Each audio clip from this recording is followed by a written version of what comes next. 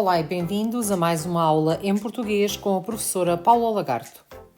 Desta vez vamos efetuar a resolução do Grupo 3 do Exame Final Nacional de Português da primeira fase de 2025.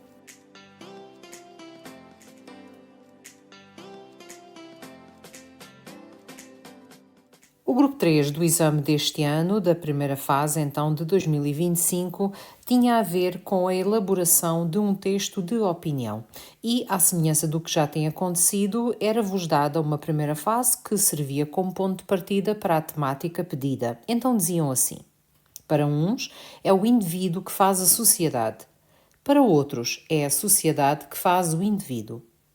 Num texto de opinião bem estruturado, com o mínimo de 200 e o máximo de 350 palavras, defenda uma perspectiva pessoal sobre o conteúdo da afirmação. No seu texto, explicite de forma clara e pertinente o seu ponto de vista, fundamentando-o em 2 argumentos, cada um deles ilustrado com um exemplo significativo. Utilize um discurso valorativo, juízo de valor explícito ou implícito, formule uma conclusão adequada à argumentação desenvolvida. E depois, então, nas observações tinham as referências quanto à contagem das palavras e aos desvios dos limites pedidos. Ora bem, nada do que aqui está é novidade. Vocês tinham então aqui 2 ideias que serviam de base à vossa interpretação. Por um lado, então, diziam que era o indivíduo que faz a sociedade. Por outro lado, é a sociedade que faz o indivíduo. Isto é muito normal de aparecer nos exames, vocês terem de apresentar a vossa opinião acerca de um aspecto que pode ter perfeitamente 2 pontos de vista completamente diferentes. Quando vocês têm estas situações, vocês podem perfeitamente defender as 2 opções. O que interessa é vocês não entrarem em contradição, porque aí é que serão penalizados. Agora, todos os aspectos podem ter por um lado e por outro lado, aspectos positivos, aspectos negativos, ou então vocês podem perfeitamente argumentar que seria o indivíduo que faz a sociedade, mas por outro lado a sociedade também pode fazer o indivíduo consoante as circunstâncias e vocês podiam explicar ambas as vertentes sem entrarem em contradição. Da mesma forma, se decidissem pender apenas para uma das 2 vertentes, então aí deviam ter mais cuidado para não caírem na tentação de depois então acabarem por manifestar uma opinião diferente daquela que estavam a assumir usando apenas uma destas vertentes da afirmação. Seja como for, a afirmação era-vos dada, portanto convinha algures vocês mencionarem e ser também, aliás, o vosso ponto de partida. Aliás, vocês tinham que defender uma perspectiva pessoal sobre o que é dito, portanto não era apenas falarem no tema, ignorando aquela frase. Os limites são os do costume, portanto 200 e 350 palavras, e há aqui uma situação que nós costumamos dizer aos nossos alunos: no 12º ano é preciso que vocês tenham em atenção que 200 palavras é muito pouco. Vocês, para desenvolverem bem os vossos argumentos e os vossos exemplos, será perfeitamente normal que vocês escrevam um texto com mais 250 ou mesmo mais para as 300 palavras, porque aqui de facto trata-se de vocês apresentarem, fundamentando a vossa opinião acerca de algo e conseguirem justificar aquilo que estão a dizer com exemplos práticos do dia a dia que possam ser perfeitamente reconhecidos como verdadeiros e válidos relativamente ao juízo de valor que vocês estão a desenvolver. Portanto, tenham atenção aqui a esta questão de explicitar, mais uma vez, não é um indique, é um explicite, que significa explicar e não apenas indicar, e depois então a fundamentação com 2 argumentos. Às vezes vocês perguntam se colocarem mais do que os elementos pedidos, se são penalizados. Aqui no caso da composição, vocês podem perfeitamente colocar 3 argumentos que ninguém vos vai penalizar. Aqui o mínimo é realmente 2 argumentos, cada um ilustrado com um exemplo significativo. E vocês podem perfeitamente dar um argumento e ilustrá-lo com 2 exemplos, ou darem 3 argumentos e ilustrarem, por exemplo, apenas 2 deles com os exemplos. Isso será perfeitamente aceito. Agora, tenham em atenção que quanto mais argumentos e exemplos escreverem, maior será o vosso texto e podem então ultrapassar as 350 palavras, e não o façam, não percam pontos pontos por causa dos limites de palavras, porque isso vai ser precioso para a classificação da vossa composição. Agora, a questão aqui do discurso valorativo é vocês basicamente darem a vossa opinião, é vocês explicarem bem aquilo que vocês querem dizer. A partir do momento em que vocês estão a manifestar a vossa opinião relativamente a uma temática, vocês supostamente vão estar a fazer um juízo de valor. Portanto, às vezes os alunos ficam sem saber, mas o que é isto dos juízos de valor? Fazer juízos de valor é dar a nossa opinião. Portanto, expliquem tudo muito bem relativamente àquilo que estão a dizer e, obviamente, manifestem a vossa opinião, se concordam, se discordam, se acham bem, se acham mal, relativamente àquilo que estiverem a explicar. E depois, então, a questão da conclusão adequada também à argumentação desenvolvida. Claro que o aluno, se ao longo da composição tiver defendido a tese de que é o indivíduo que faz a sociedade, depois na conclusão não pode dizer o oposto, não é? Portanto, tenham cuidado para o vosso texto, acima de tudo, estar bem estruturado, ter um princípio, meio e fim e ter todas as ideias bem articuladas. Vamos então procurar fazer uma resposta a este grupo 3. Tal como já referi em outros vídeos sobre o grupo 3, vocês podem perfeitamente fazer um rascunho relativamente àquilo que vai ser a vossa posição, relativamente aos argumentos base que querem referir, mas imaginem que realmente não têm tempo para fazer esse rascunho. Então, pelo menos, tenham o cuidado de, à medida que forem escrevendo o vosso texto, não se preocupem em arriscar, porque os professores corretores querem é ver o vosso fluir das ideias. Claro que se o texto estiver muito riscado, pode não ficar bem perceptível para o professor ler, mas em caso de falta de tempo, a vossa prioridade tem de ser fazer o texto.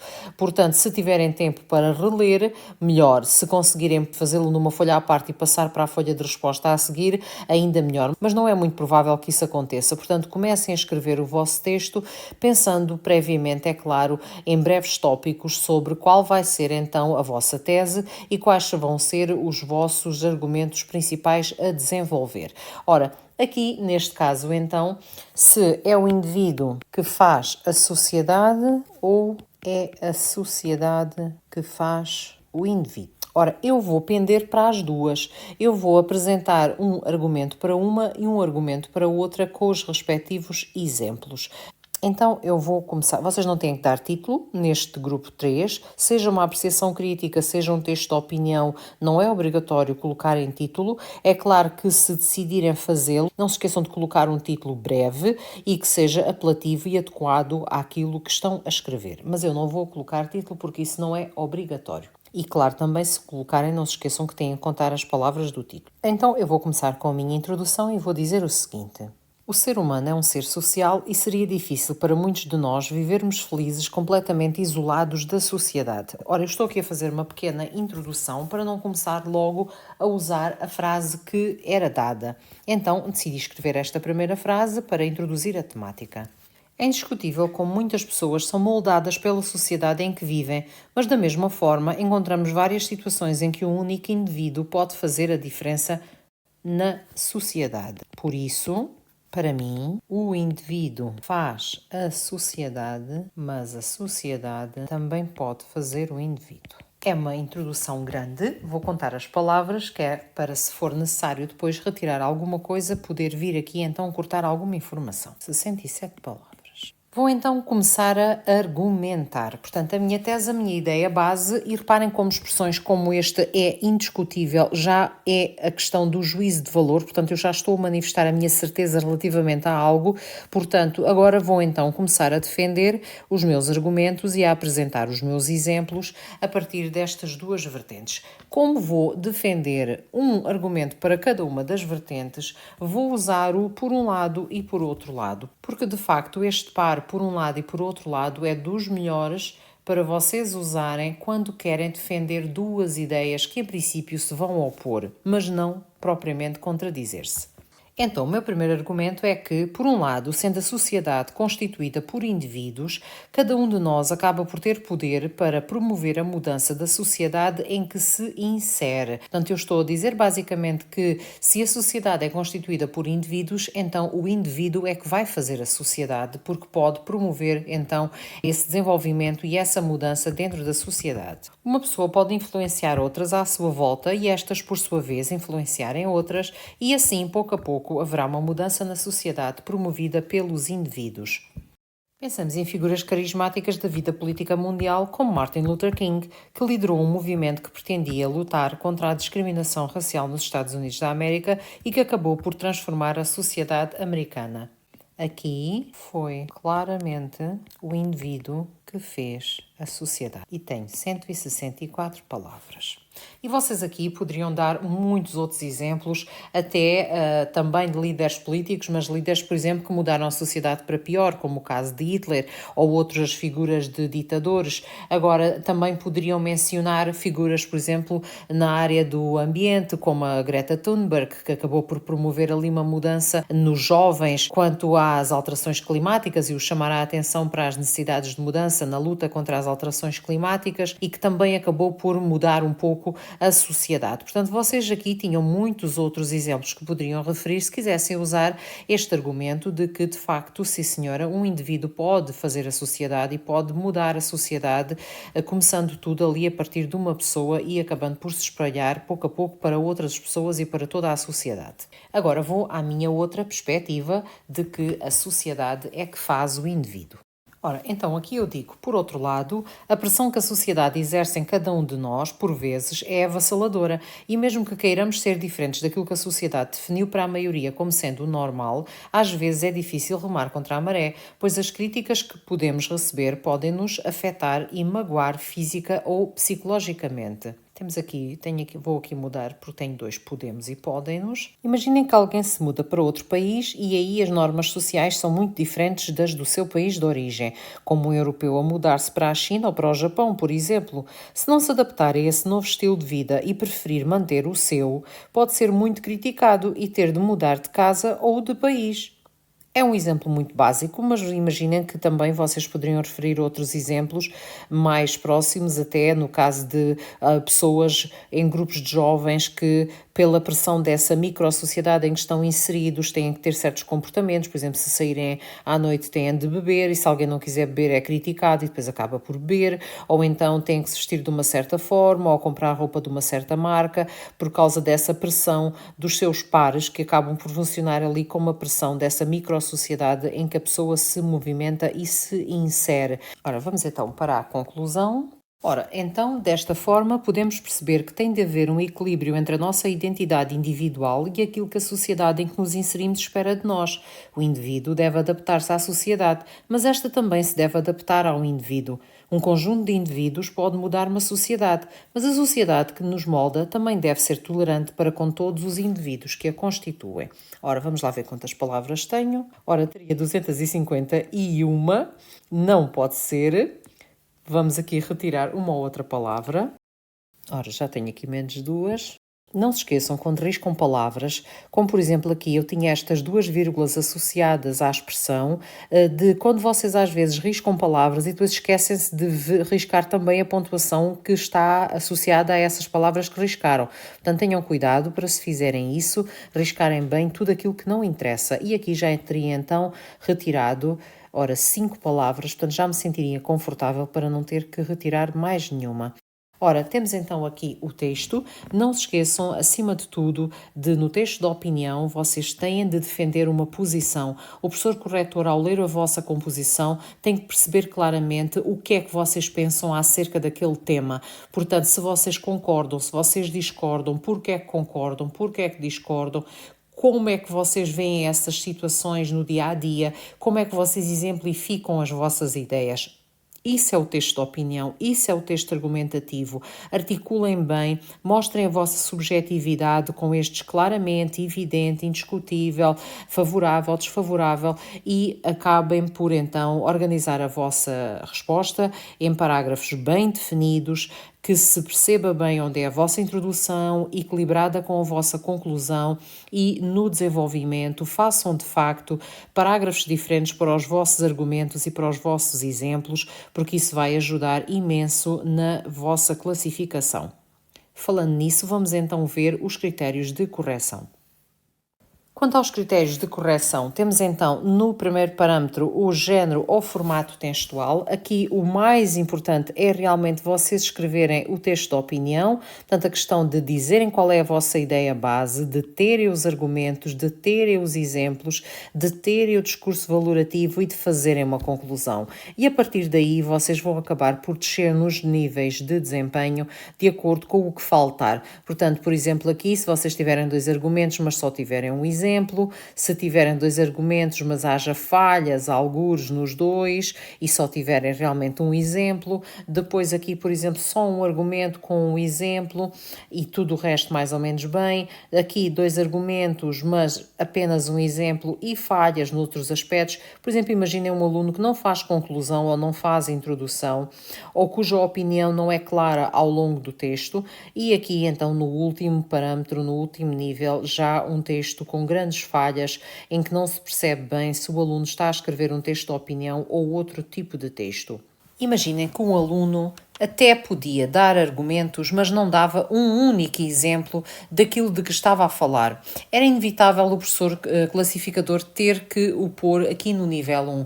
De facto, tenham cuidado com a questão dos exemplos. Vocês têm de dar exemplos sobre os argumentos que estão a explicar. Da mesma forma, o aluno também poderia apenas divagar sobre o tema sem nunca verdadeiramente argumentar. Portanto, lembrem-se daquela questão do porquê. Portanto, uma ideia só se torna num argumento se na vossa cabeça ou fisicamente lá no papel estiver esse dito porque, em que vocês explicam verdadeiramente e de forma completa a vossa ideia. Quanto ao parâmetro B, temos aqui, então aqui o tema e a pertinência da informação. É aqui que se vai notar mais a questão da eficácia argumentativa. Portanto, se os argumentos e os exemplos são diversificados e pertinentes, se o repertório lexical é o adequado, se o aluno se manifesta efetivamente com segurança acerca do tema. Portanto, trata o tema sem desvios e depois vem por aí abaixo então a questão de sem desvios, mas com algumas falhas, com desvios pouco significativos, com alguma eficácia argumentativa, aqui também desvios pouco significativos, mas há algumas falhas na eficácia argumentativa e por aí abaixo então. Quanto à organização e coesão textuais, é aqui que se vai verificar a questão das partes do texto, devidamente proporcionadas e articuladas entre si, a marcação de parágrafos, vejam como isto está aqui explícito, vocês marcarem bem os parágrafos, os mecanismos de articulação interfrásica, cadeias de referência, portanto, tudo o que tem a ver com vocês não serem repetitivos, com organizarem bem as ideias, com usarem conectores. E depois então vai por aí abaixo a questão de algumas falhas pontuais e falhas significativas ou uma organização pouco satisfatória, nomeadamente, e ainda se vai vendo, textos sem parágrafos. Depois, a correção linguística, temos então aqui o caso dos erros de tipo A e os erros de tipo B, que podem levar então a uma pontuação muito variada. Vocês, no caso dos erros de tipo A, têm todo o tipo de acentos ortográficos, portanto, palavras não acentuadas são sempre um erro de tipo A. Também a maioria das vírgulas associadas às orações ou as expressões como naquela altura, vírgula, em primeiro lugar, vírgula e por aí adiante, portanto, essas vírgulas são também erros de tipo A e depois nos erros são os mais comuns, os erros de tipo A mais comuns e depois nos erros de tipo B vocês têm, por exemplo, então os erros de sintase, em que se separa elementos da frase, como por exemplo vocês separarem os sujeitos dos predicados com vírgulas, como dizerem o texto, vírgula, fala de qualquer coisa, portanto isso aí seria um erro de tipo B, ou então concordâncias, também sujeitos no singular com verbos no plural, ou então as regências, por exemplo, o verbo gostar pede a preposição de, se o aluno não a colocar, é um erro de tipo B e por aí adiante. Infelizmente, de facto, 7 erros de tipo B dão logo uma grande fatia aqui a menos nestes 14 pontos da correção linguística, portanto tentem ser o mais perfeitos possível aqui nesta parte.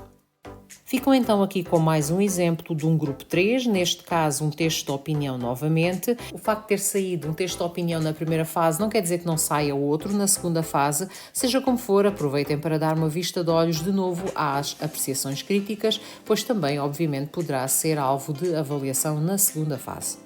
Obrigada pela vossa atenção e até uma próxima aula em português com a professora Paula Lagarto.